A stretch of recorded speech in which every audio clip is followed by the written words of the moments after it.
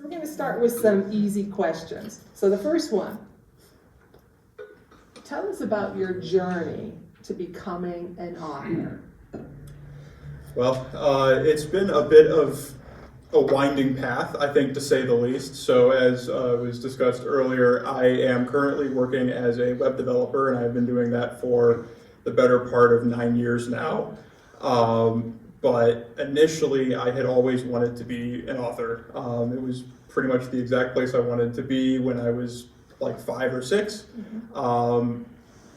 And well, I quickly found out that being an author is often not the most profitable venture.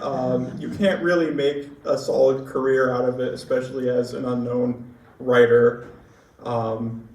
So I had to be a little realistic. I probably wasn't going to change the world with one book, so I needed to have a backup plan.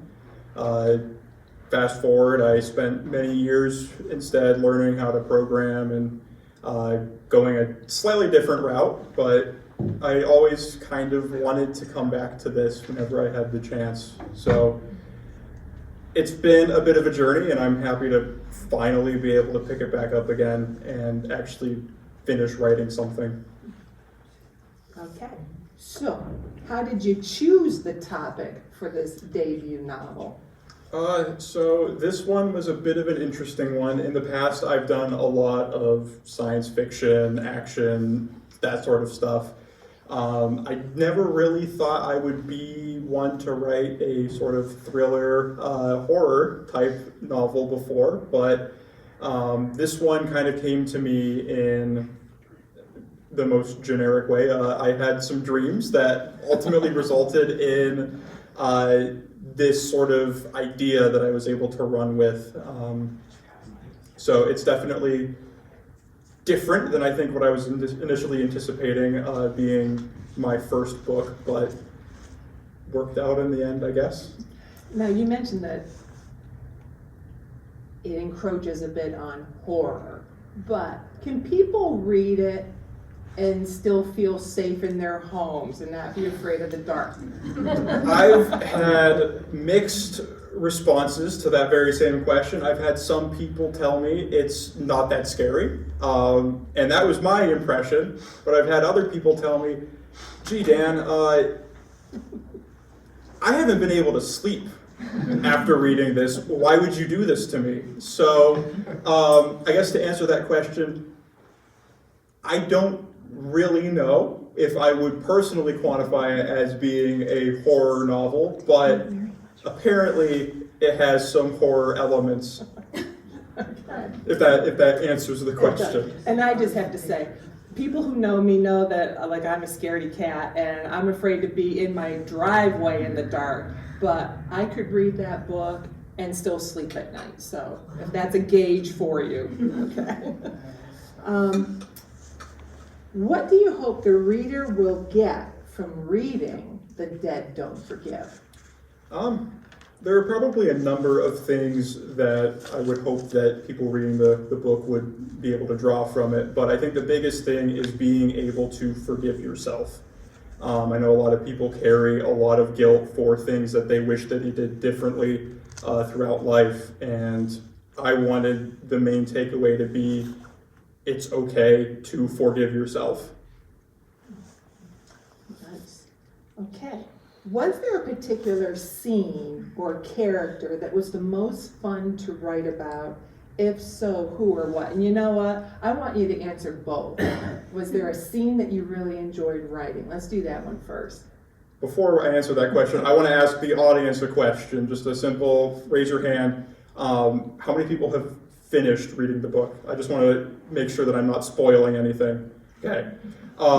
So there is a scene later on in the book that mimics the introduction to a different character, which also happens to be the one that I would say is probably my favorite to write, where this character in a dream state is communicating with the main character in the book, essentially grilling them for the way that they feel about themselves. The character in question, his name is Harvey. I'm not going to go into too many more details about his progression through the story, but I tried to write him as being someone you could count on no matter what, someone who's a friend despite your flaws, just someone who rock solid, you know, they're always in your corner. I wanted to make sure that I captured that in him. So I would say he was probably my favorite to write. He was also kind of just the lightest of the characters, I would say. Okay, so you answered both of those questions, the scene and the character. So moving on. What books have you been reading lately or in the past? I've dabbled quite a bit. I would say I bounced over a whole number of genres, but I would say the things that I tend to gravitate towards the most as of late are going to be science fiction, mysteries, a little bit of thrillers. I would say that that's probably just the gist of it. Mm-hmm.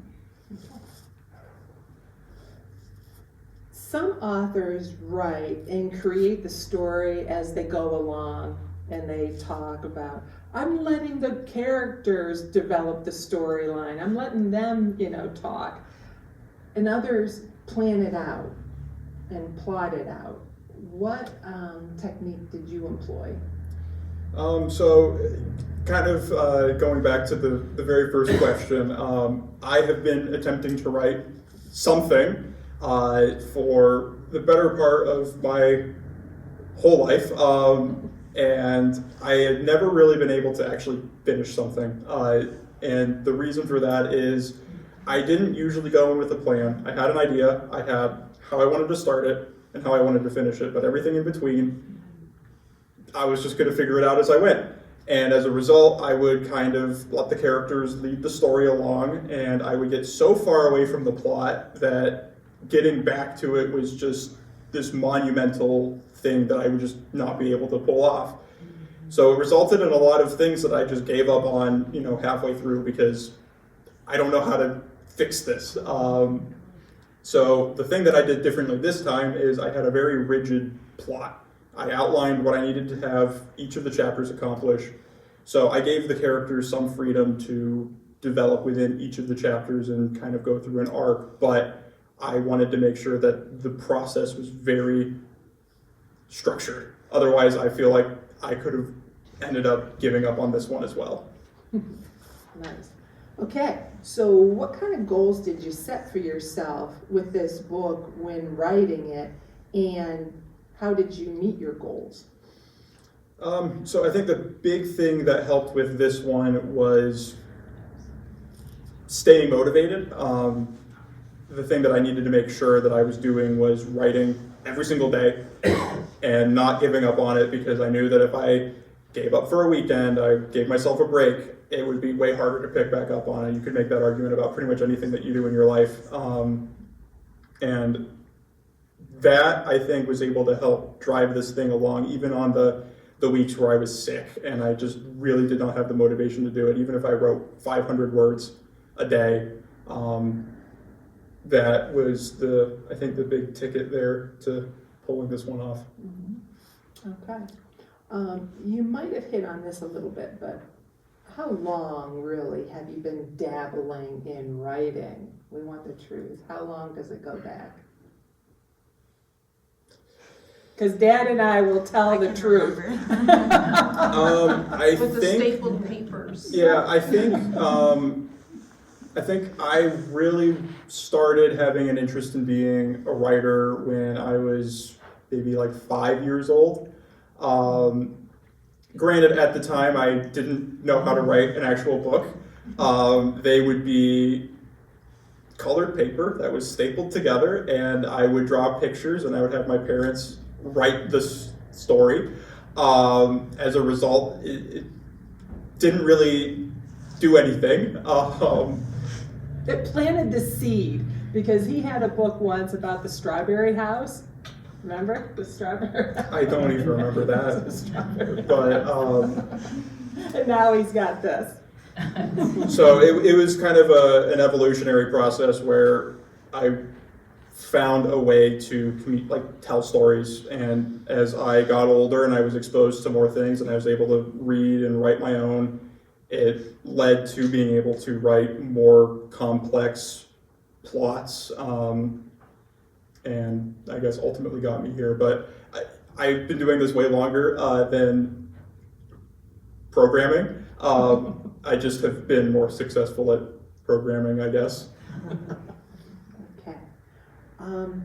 So why did you wait so long to officially toss your hat into the writing industry? Because literally, it did start in grade school. And you were writing Ghost Hunters was a series, and then in high school he was writing these military themed books, and now here he is 25.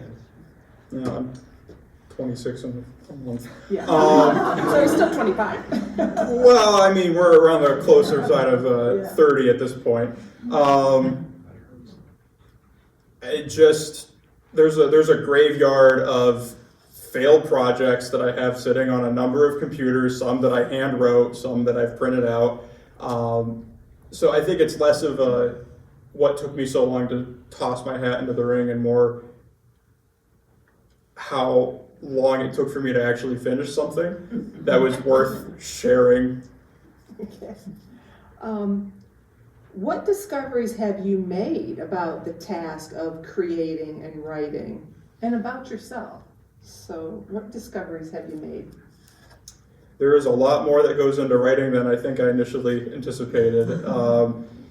Editing is a process.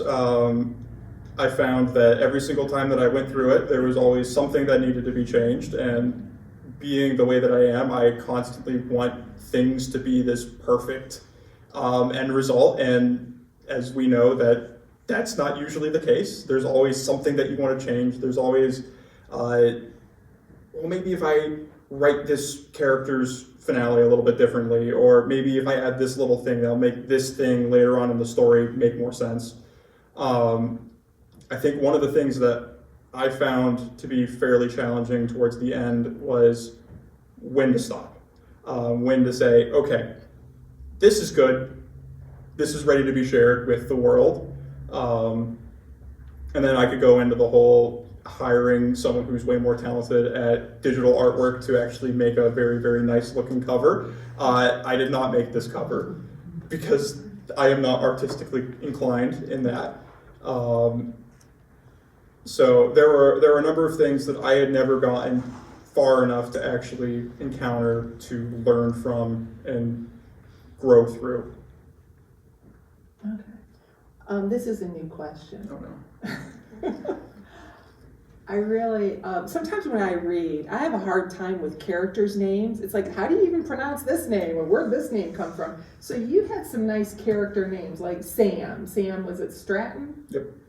I could read that, I could pronounce it. What was your inspiration for some of your character names?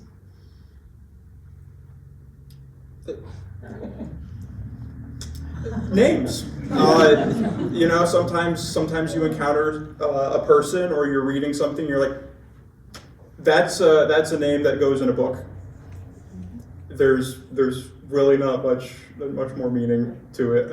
I think I have like maybe a list of, oh, that could be an interesting character name. I might use that one day. Some of the names in this book are derived from previous attempts at writing.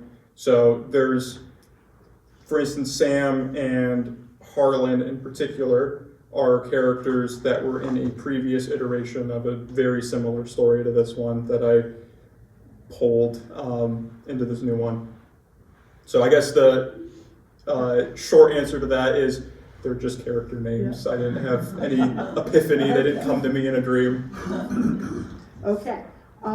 So some of these failed stories that you wrote in your youth, and I think you were mentioning behind the scenes that one of them was, I don't know how many words this one was. You said like. So when writing, a lot of authors will, instead of going by page count, it's by word count. This one is about 69,500 words. This is the longest book that I've ever written. And until recently, I thought that this was by far the furthest I had ever gotten. And going through some of my past files, I found that I actually wrote something that got to about the 63,000 word mark. So I got much farther in my previous attempt at a longer book than I think I initially thought. That one, upon reflection, I found was far darker and more akin to this book than I initially thought. So I don't know if it was just a case of I was slowly moving in the direction of wanting to write a darker psychological thriller and just subconsciously didn't realize that until going back to something I wrote in 2019, that it kind of made the connection there. And realizing that you basically had written enough material to have a book. I was only a third of the way through it. Yeah, and then you walked away from it. So the rest of my question is, do you think you may resurrect some of these past stories or tweak them? That one in particular, I liked the premise of it. I think the execution I could do much better on. So that one, I think I might steal the idea of and then rework it in some capacity down the road. I don't think it would make a good second book. So that might be a couple years. Okay. Is there anything you do differently regarding the writing process? So this one was a bit of a miracle to pull off. So while I did initially write something similar to this one that I started back in 21, this version I didn't really kick off until April of this year. And once I kind of got going on it, I was determined to finish it by October and try to release something that fell in with the Halloween theme, just because thrillers tend to do better during that time frame.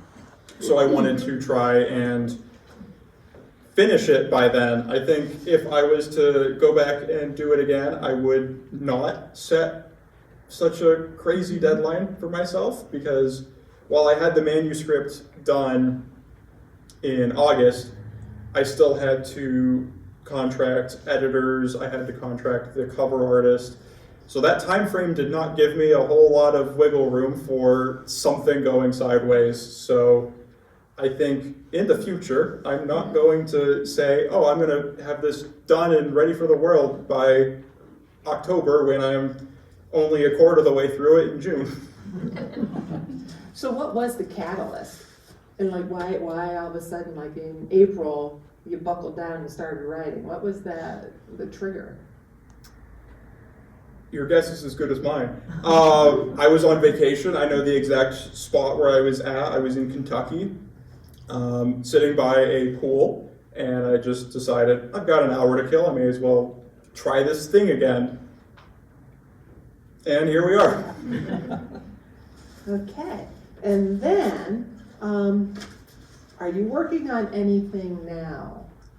So I've got a list of probably about 10 to 15 new ideas. Some are more fleshed out than others. There are two that I currently have a fairly sizable outline produced for, and one that I've started writing. I'm not going to go into too many details about the topic and when I expect to have that out, but some of you may be familiar with the blizzard that went through Buffalo over Christmas 2 years ago. I was stuck up there in that. We didn't have power for about 46 hours and I didn't have heat, which was a pretty interesting experience. So the thing that I'm working on now is heavily influenced by that experience.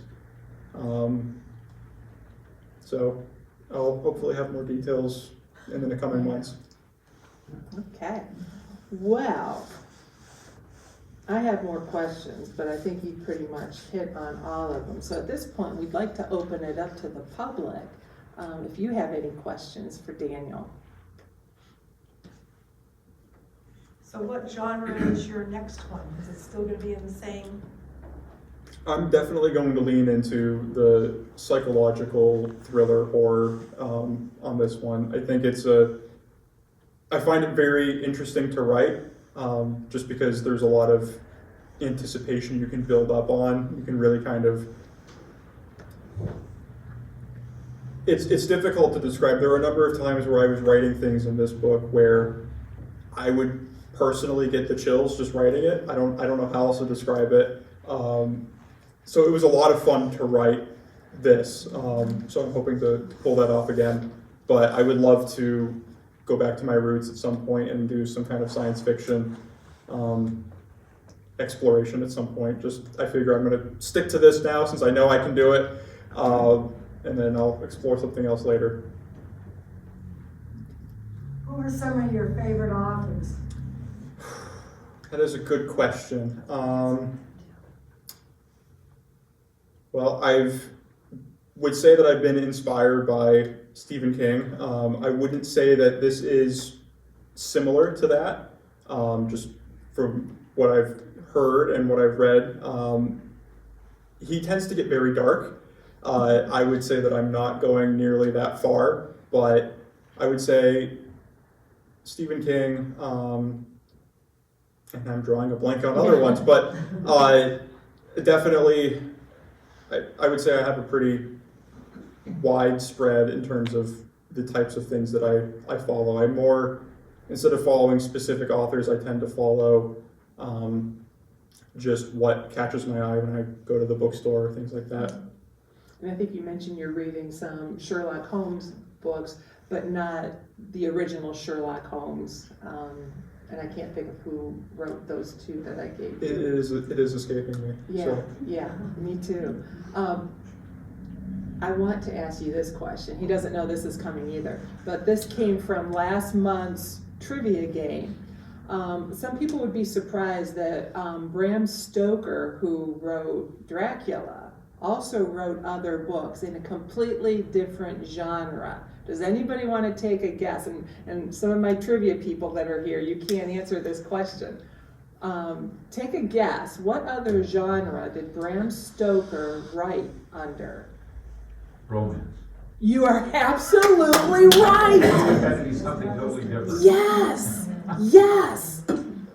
Romance. Who would have thought? So Daniel, going from psychological thriller, what other genre might you entertain? Definitely not romance. I don't know. I have a really out there idea that I would love to explore at some point. It would lean more into the fantasy side of things. So think Game of Thrones, think Lord of the Rings, that sort of thing. That one will be a serious undertaking, and I am saving that one for down the road if I can ever pull it off. Okay, very good. Yes. I just wondered, when you write so much, do you have somebody proofread it, or you have a friend, you say, how does this sound, or do you submit it and have, or do you have like an editor or somebody that?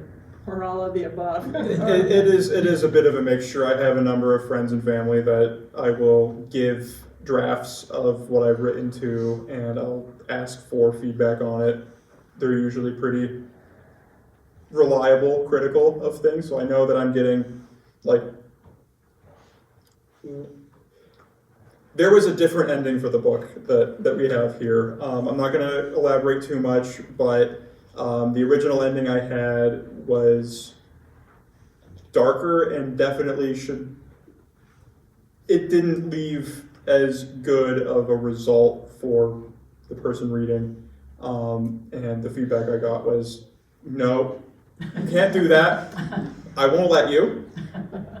So I added to the end of the book to, one, build a little bit more on what the story was telling, and to give a bit of a more bittersweet ending, I would say. So, yeah, it's a mixture of a number of things, and they did actually influence the result of this book. So that just triggered a question for me. is there a chance that there could be a sequel to The Dead Don't Forgive? Without spoil alerts.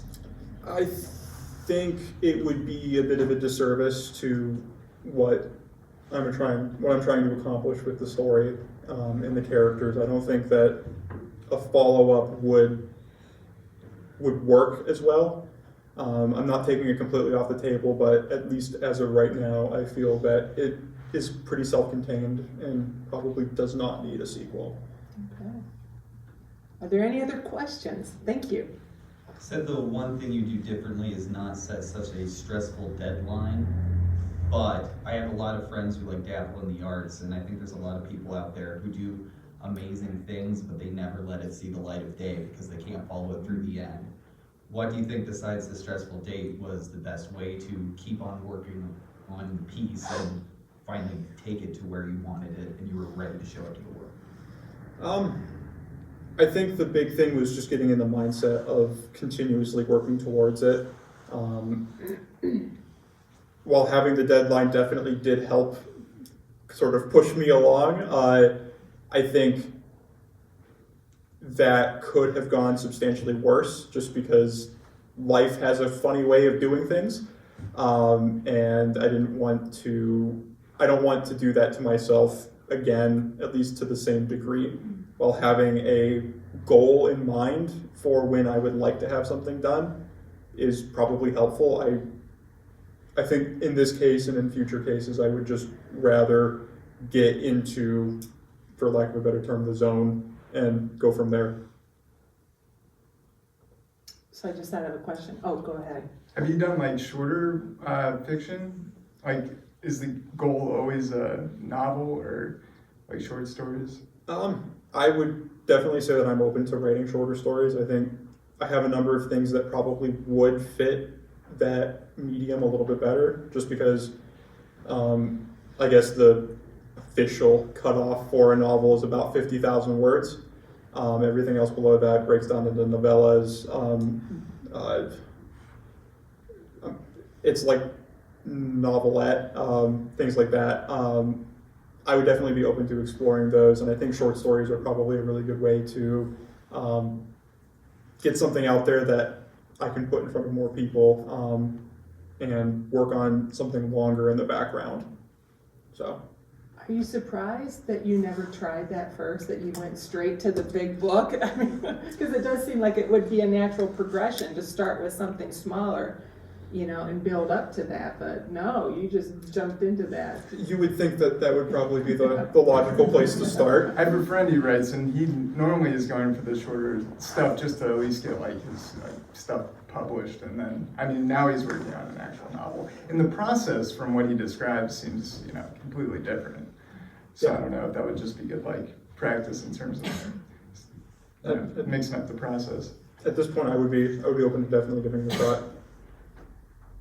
So go, yes. So did you experience writer's block at any point along the process? And if so, how did you break through that?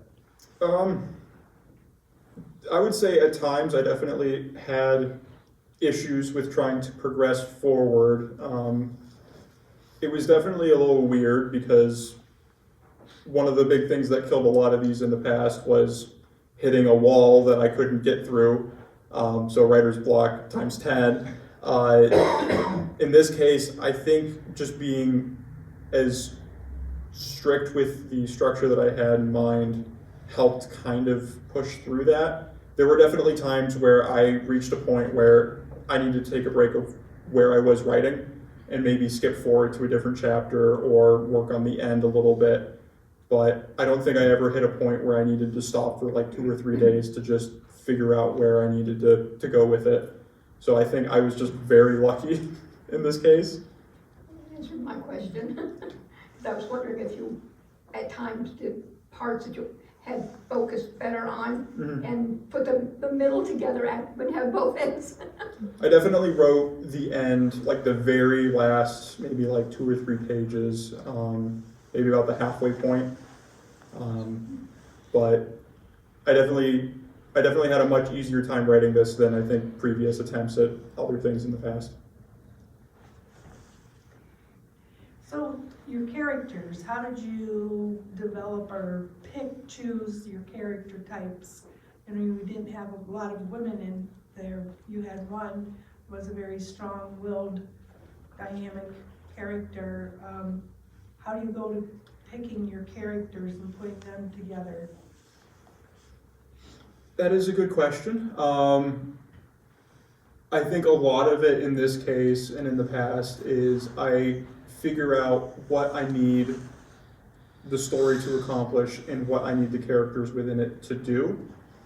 In this case, I wanted to have a group of people who were familiar with each other, that all had pasts that I could build off of and use their characters to shape the general story afterward. I don't know if that fully answers your question. In this case, Kind of intrigued with the woman Mhm. character, because you didn't have, she was basically the only one, and I didn't know if you felt the need to bring a woman in. I mean, it could have been a man. I think that having her in the story helped contrast the other characters that I had. I think having her as being this very strong-willed, independent person helped kind of make some of the other characters perform the way that I needed them to in order to accomplish the story. So her purpose was to be, I would say, this grounding character that the others could attach to and also repel, without going into too many details, the more problematic individuals that I wrote about.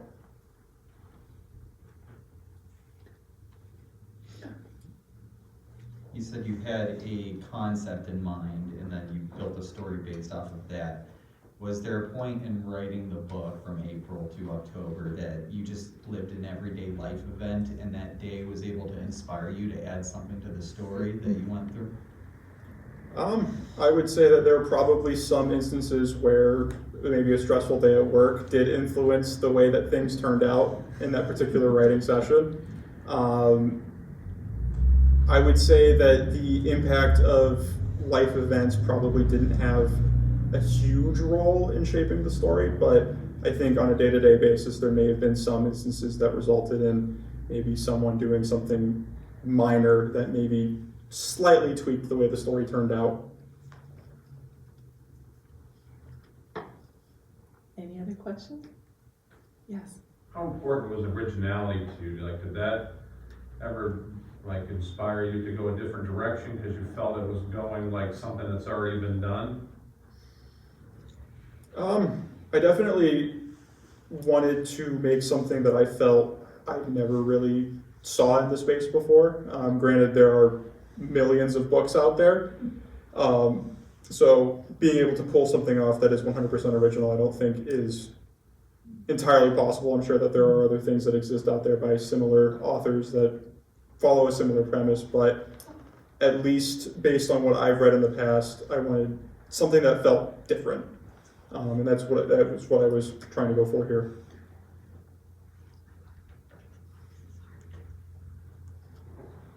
You had mentioned in the past, like, reworking the ending and also, like, hitting writer's block and jumping to different sections of the book. Were there ever times where you would, like, create a whole wide range of writing and then end up scrapping all of it and starting fresh? Or do you have, like, a really good idea where you were going and use that plan to keep it going in the straight path? I think there were a couple pages throughout the process that I scrapped, but for the most part, this one came together pretty easily. Past projects, yeah, I scrapped a whole lot of stuff. So this one, like I was saying, I just, for whatever reason, I just got into the writing zone and it just kind of took me along for the ride. So to answer your question, yeah, there were things scrapped, but maybe not to the degree you're thinking. Okay, I got one for you. I think sometimes we have stereotypes of people working in a certain industry, like the computer industry, that they are, I don't know, focused on the computer, kind of geeky, whatever. intellectual, logical. Are you surprised that you are an artist? That you, like, writing is an art form. Writers paint pictures using words. So are you surprised that you are an artist? I mean, I would say that I wanted to follow a more artistic path. I think it was just a matter of being more realistic about what I could accomplish. I do know a number of people who are in a very similar position in the industry as me, who their day job is just doing tech stuff, but it's not what they actually want to do. They just do it because it pays the bills. I know a number of people who they do that during the day, and then at night they'll go play gigs at a local bar. Maybe they're artists, they'll paint, maybe they'll write. So I guess to answer your question, maybe it doesn't surprise me too much, but it is definitely a strange combination. So now that we've determined that you have this artistic side, are there other hobbies that you have that are artistic also, that our public is unaware of?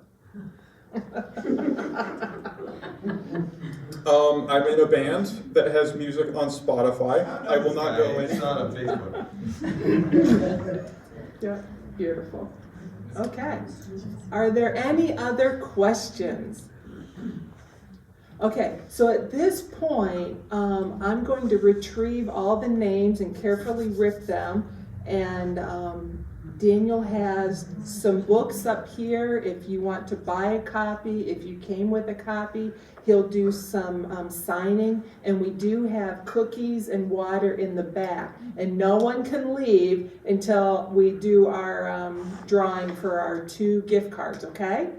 Okay, thank you.